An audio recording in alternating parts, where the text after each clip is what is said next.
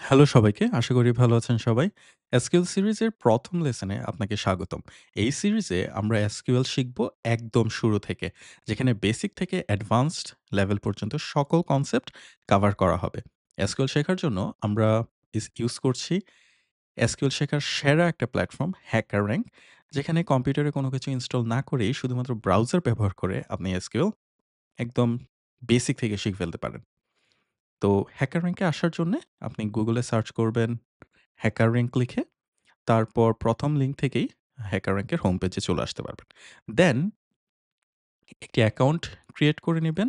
তারপর ডেভেলপার হিসেবে লগইন করবেন। লগইন করার পর আপনি চলে আসবেন প্র্যাকটিস বা প্রিপেয়ার সেকশনে।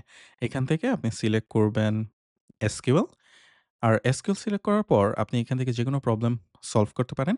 কিন্তু এই সিরিজে আমরা একটা সিকোয়েন্সিয়াল অর্ডার ফলো করব, যাতে আপনার বেসিক থেকে আমরা একটার পর একটা প্রবলেম সলভ করে অ্যাডভান্স লেভেলে যাই। তো আমি এখানে যে প্রবলেমটা সলভ করব সেটার নাম হচ্ছে ওয়েদার অবজারভেশন স্টেশন 1।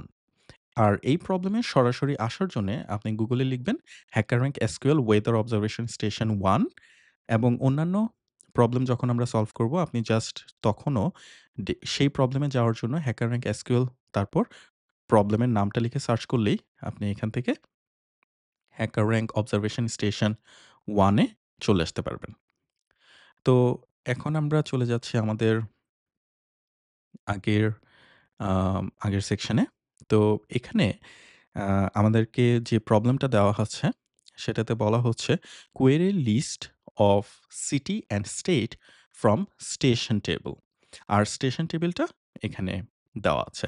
এখানে কয়েকটা ফিল্ডস আছে যেগুলো হচ্ছে ID, city, state, latitude and লঞ্জিটিউড।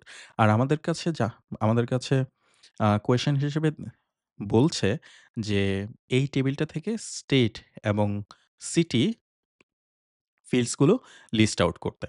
তো SQL এ যেকোনো ফিল্ড সিলেক্ট করার জন্য আমরা সিলেক্ট কিওয়ার্ডটা ব্যবহার করি।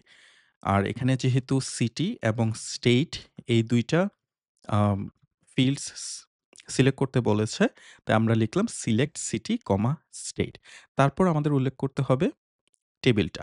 টেবিল উল্লেখ করার জন্য আমাদের ইউজ করতে হয় from keyword, from then table name. এখানে স্টেশন হচ্ছে টেবিল নেম। তারপর কোয়েরিটা আমরা কমপ্লিট করি সেমিকোলন দিয়ে। ঠিক আছে? এটা চাইলে এক লাইনেও লেখা যায়। ওকে?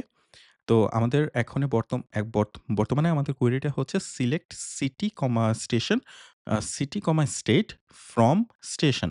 আমরা স্টেশন টেবিল থেকে সিটি এবং স্টেট এই ২ টা ফিল্ডস সিলেক্ট করছি।